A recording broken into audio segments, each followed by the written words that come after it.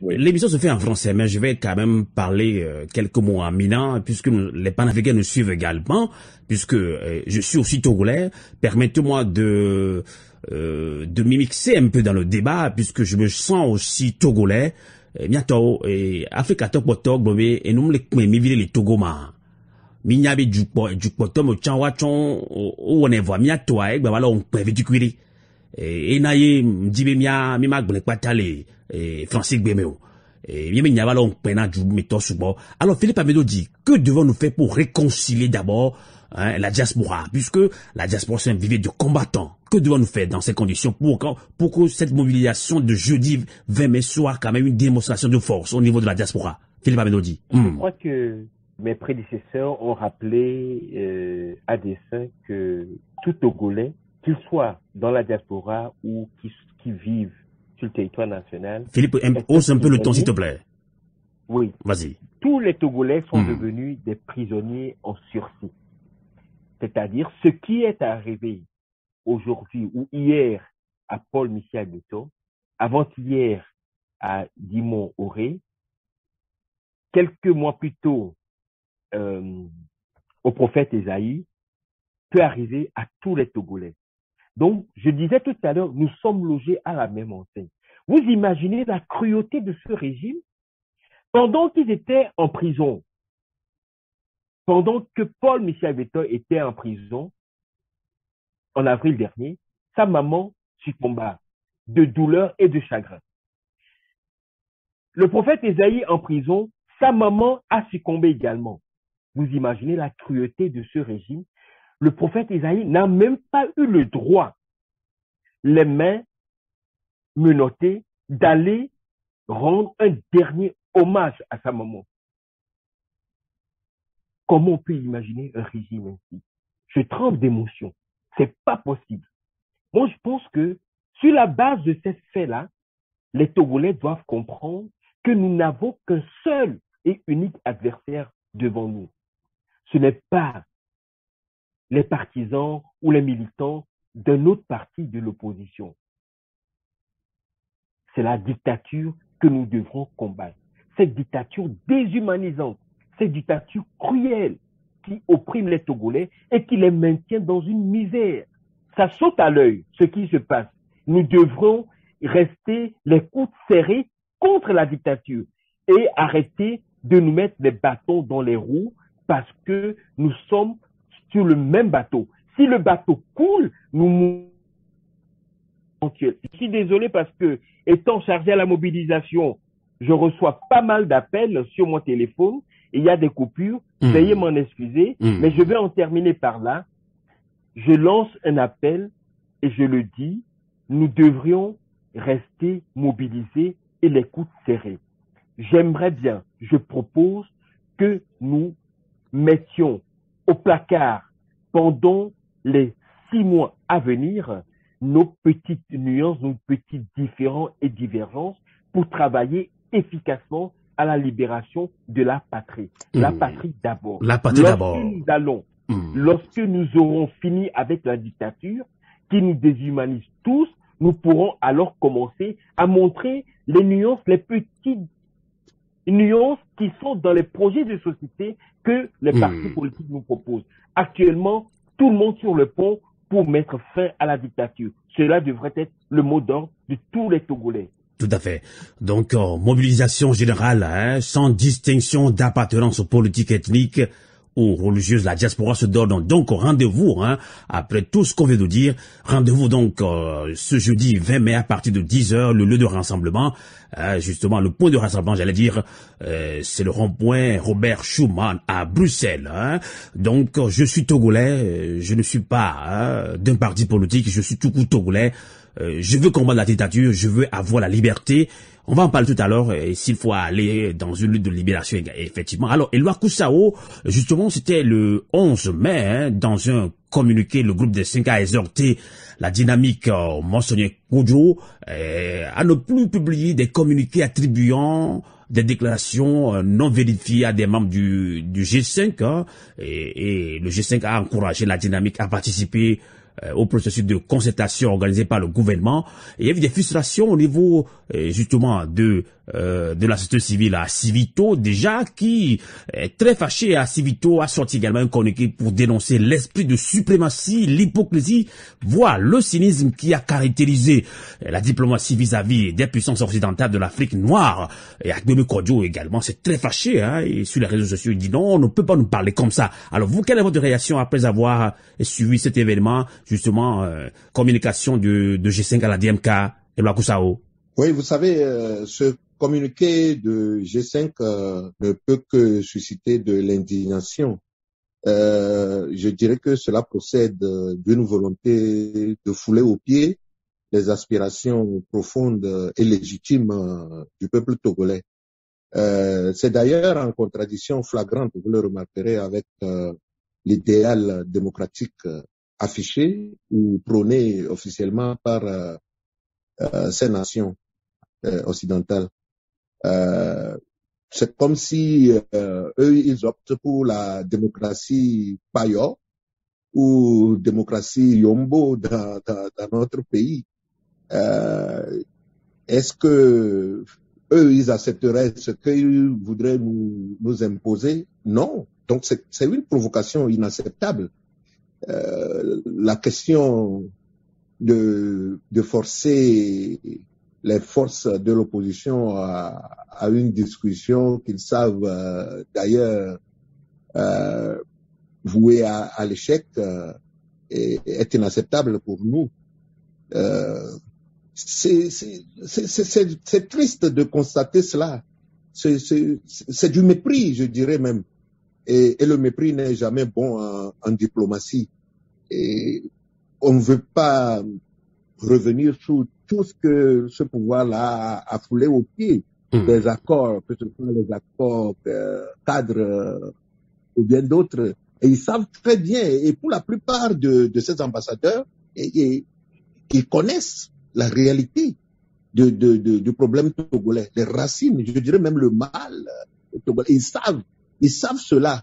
Et ils touchent du doigt les réalités du pays, mais ils voudraient forcer les forces démocratiques à aller vers ce qui rentre dans leur intérêt. Après tout, c'est ça, hein. Et quelqu'un l'a dit, je crois récemment, que ils jouent leur intérêt. Et ça saute aux yeux. Et même si leur pays respectif leur dicte leur politique, eux qui vivent les réalités doivent savoir au moins toucher un mot à leur pays. Je crois que c'est notre ami Gbagbo qui disait que quand on t'envoie, il faut savoir t'envoyer. Et eux doivent normalement dire à leur pays ce qui se passe. Mais tout cela, cher Amos, ça dépend de nous. Hein. On dit le gifle bien qu'on te donne, ça dépend du visage que tu présentes à ton adversaire.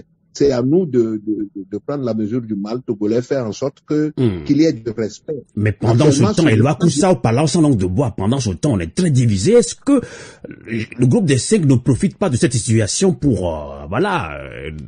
se moquer un petit peu, entre guillemets, du peuple togolais?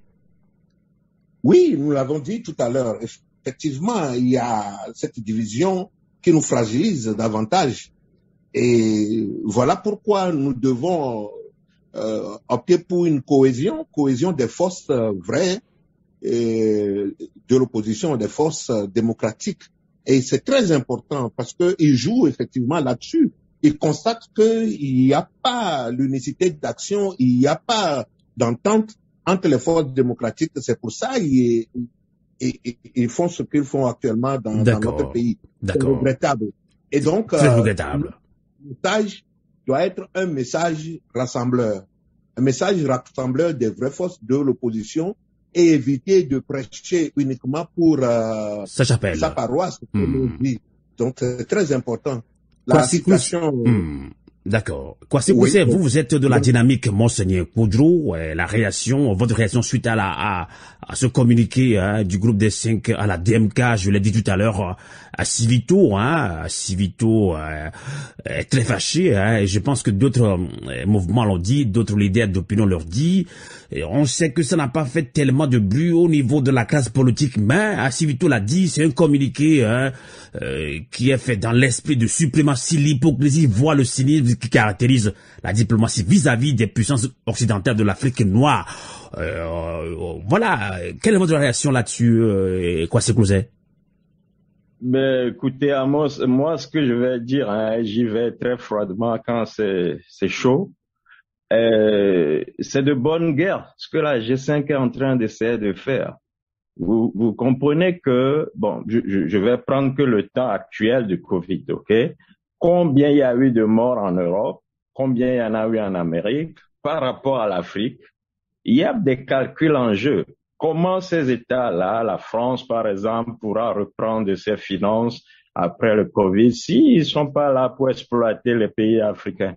Donc, ils ont leur jeu à jouer et ils le jouent très bien. À nous de comprendre le jeu, c'est à nous d'être vraiment plus intelligents qu'on ne l'est avant. Je n'insulte personne ici. Et pour prendre différemment la balle qu'on nous lance.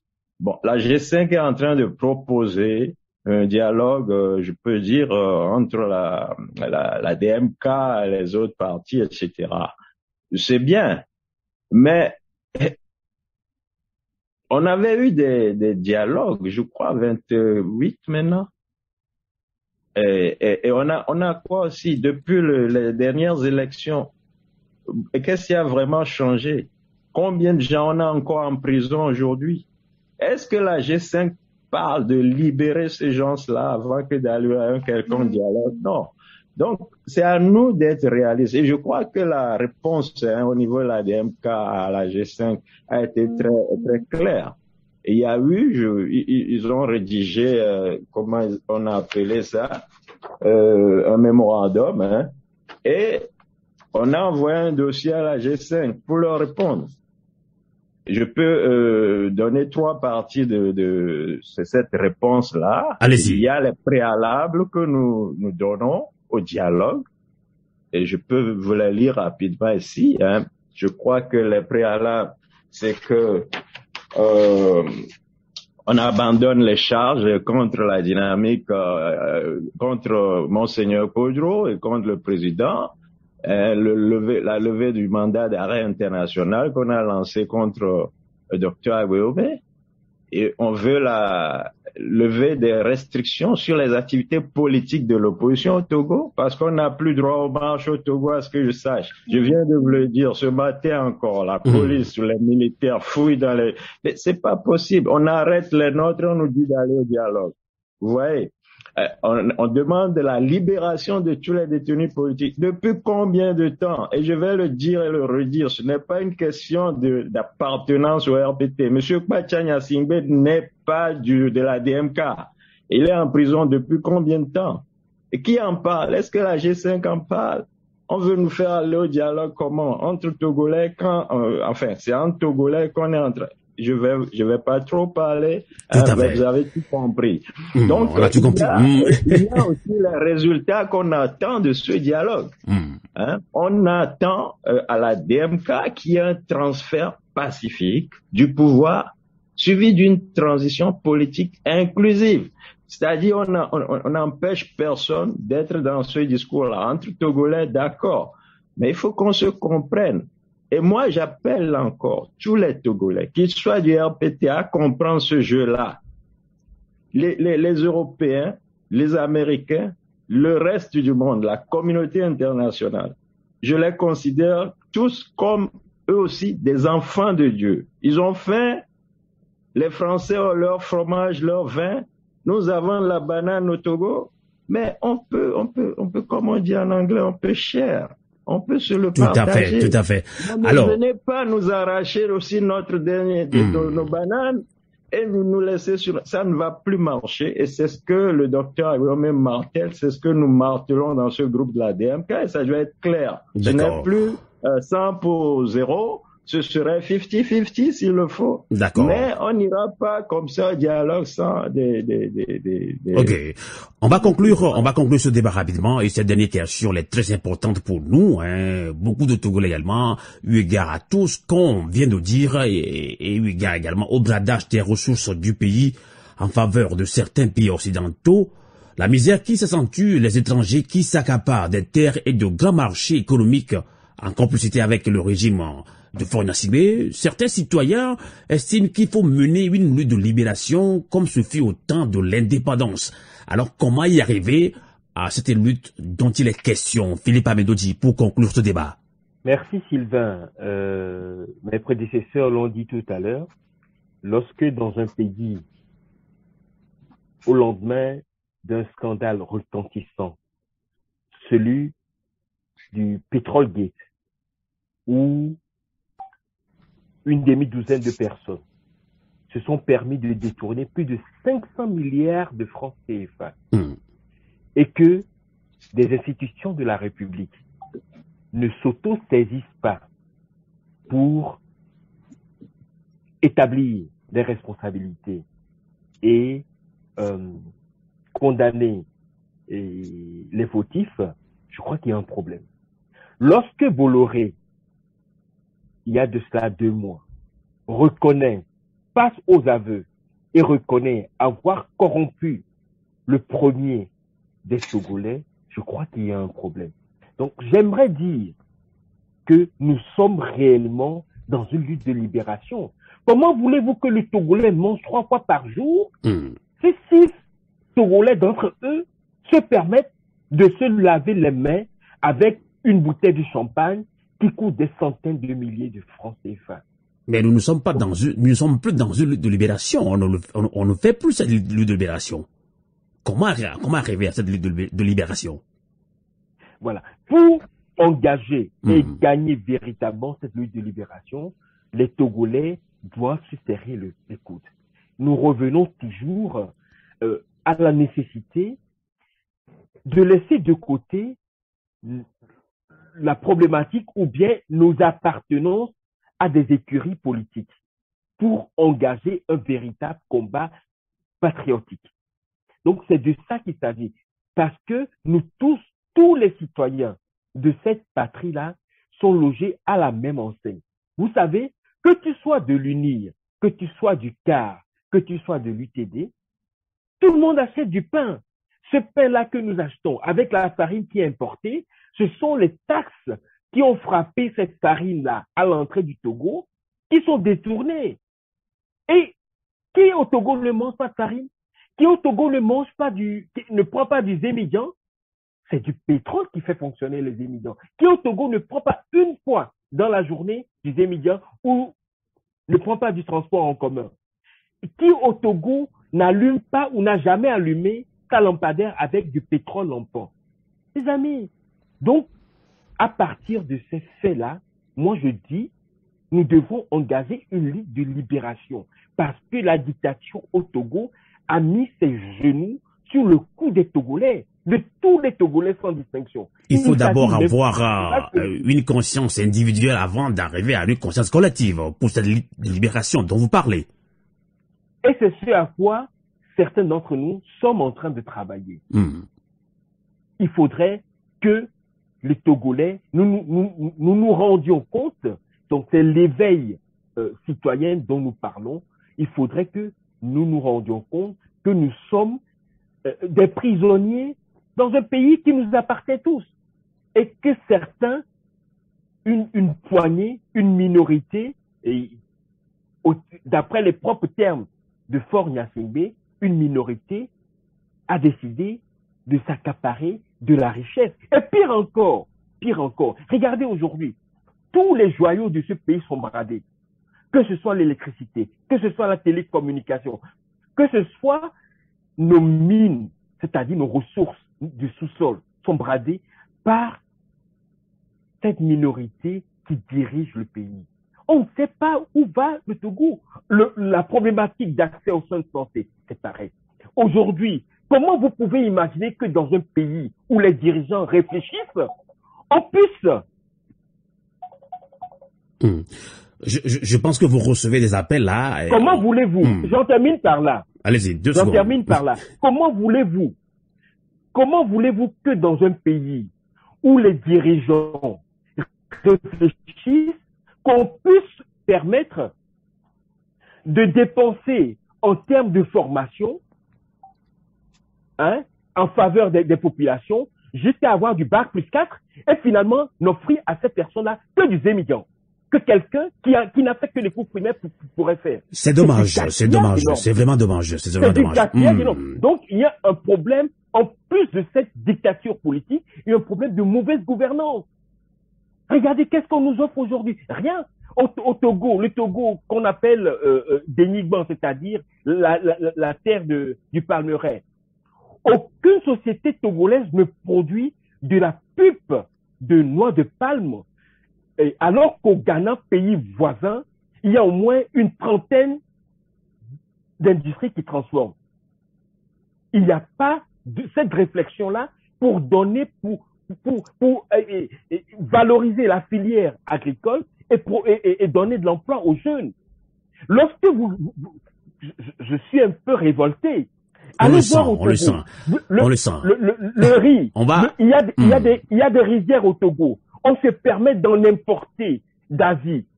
Il y a nos éleveurs aujourd'hui croupissent dans la dette et dans la misère. On se permet d'importer des poulets dioxinés, des poissons dont la qualité est douteuse, la qualité et origine douteuse. Alors que tout cela, ça veut dire que ceux qui dirigent actuellement le Togo sont plus que des diables, je le dis. Pourquoi? Merci Philippe, on doit conclure avec les autres. Mouton. Donc je conclue par là, il faudrait que les Togolais se rendent compte que notre adversaire, voire notre ennemi, c'est la dictature, et non pas les autres militants des partis politiques de l'opposition. Merci. Tout à fait. Et c'est pourquoi vous avez encore repris cette mobilisation au niveau de la diaspora. Vous êtes en Belgique, et on l'a dit, sans distinction d'appartenance politique, ethnique et religieuse. La diaspora togolaise se donne rendez-vous à Bruxelles ce jeudi 20 mai à partir de 10h. Point de rassemblement. Robert Schuman, je pense que c'est la diaspora, surtout de Belgique, sera nombreuse à cette manifestation. On va également conclure avec la même question. Elva Koussao, vous avez suivi tout à l'heure Philippe Amedo dit qu'il s'est beaucoup indigné, mais il faut qu'on s'organise également. On l'a dit, eu égard au bradage des ressources du pays en faveur de certains occidentaux, la misère qui s'accentue. On sait très bien que la dictature, son système s'est appauvri pour mieux dompter. La population est dans une misère ambiante. Les étrangers qui s'accaparent des terres et de grands marchés économiques. Nous ne sommes pas des xénophobes. Je suis aussi étranger en Suisse ici. Et là, tout cela complique la situation. Et effectivement, c'est le régime qui est en complicité avec ces étrangers pour maintenir dans la misère ambiante la population togolaise. Et c'est tout cela qui amène à certains Togolais de penser, de revoir la lutte de libération. Comment y arriver? C'est la question qu'on se pose, Elwa Koussao. Que direz-vous pour conclure ce débat? Merci, Sylvain Amos.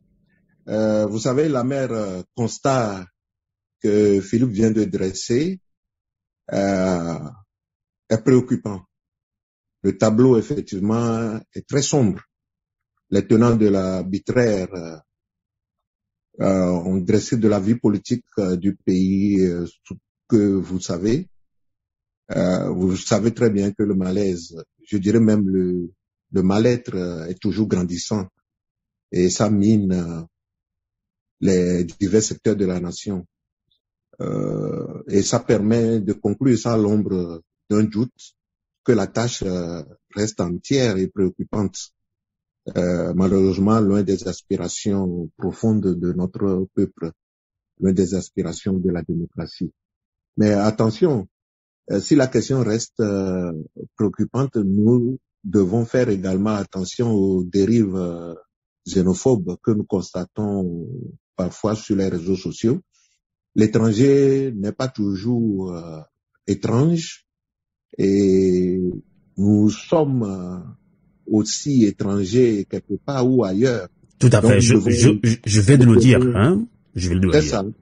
Donc, nous devons éviter donc le prisme raciste ou xénophobe. En tout cas, je ne pense pas que c'est de cela qu'il s'agit au Togo, hein. Non, ceci dit, ce qui est observable actuellement dans notre pays, et vous avez d'ailleurs raison de le citer et de le souligner, cela suscite cette question frustrante et injuste. On a l'impression que la législation en la matière est inexistante dans le pays. On assiste effectivement au bradage pur et simple de nos ressources. Des exemples font légion et nous devons lutter pour que cela cesse. Exactement. Et c'est une question aussi de patriotisme.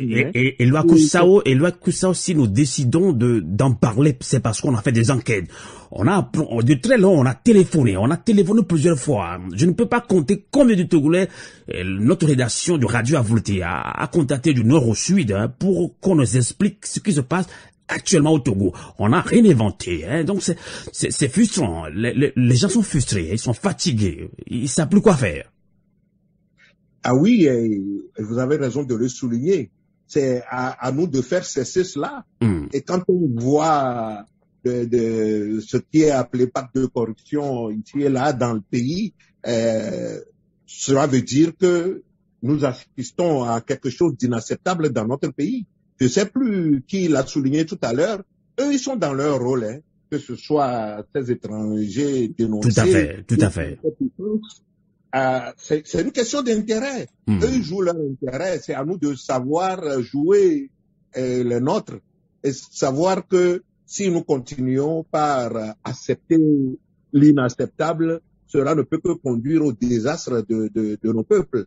Donc, c'est là où il est important d'apporter sa pierre pour la constitution véritable de notre pays, intensifier la lutte, faire en sorte que ce qui est aujourd'hui la réalité dans notre pays cesse. Et nous l'observons un peu partout, là où les peuples sont déterminés, ils savent que, attention, il y a quelque chose qui se passe, et là, à nous d'imposer le respect. Mais malheureusement, ce que nous constatons aujourd'hui, c'est comme il y a une sorte de complicité ou même de connivence des autorités de fait avec ces gens-là qui nous oppriment. Donc, c'est très important notre engagement en la matière. Nous devons faire comprendre à nos frères et sœurs que ce combat doit être un combat collectif. Un combat dans la lignée de ce que ça a donné dans les années 60 à travers des luttes de libération de nos dévanciers. Tout à fait. Merci beaucoup, Éloi Kusao, de nous avoir également accompagnés dans ce débat citoyen depuis la Belgique. Je rappelle que quand même, vous êtes très connu de la diaspora depuis 50 ans, mouvement 50 ans. Vous êtes très connu à travers ces mouvements-là de lutte de libération. Alors, Kwasi Koussé, depuis les États-Unis, membre de la dynamique Monseigneur Koudrou, on sait que, oui, jeudi prochain, ce sera un grand rassemblement devant l'Union européenne pour dénoncer le soutien de certains dirigeants français et européens à la dictature héréditaire qui opprime les Togolais et eu égard au bradage des ressources du pays en faveur de certains occidentaux, la misère qui s'accentue, les étrangers qui s'accaparent des terres et de grands marchés économiques en complicité avec le régime togolais. Finalement, on pense encore à une lutte de libération. Il faut reprendre la lutte de libération comme ce fut au temps de l'indépendance de la Blodée. C'est comme si on n'a jamais eu cette indépendance. Donc, il faut qu'on en reconquérir. Il faut reprendre la lutte.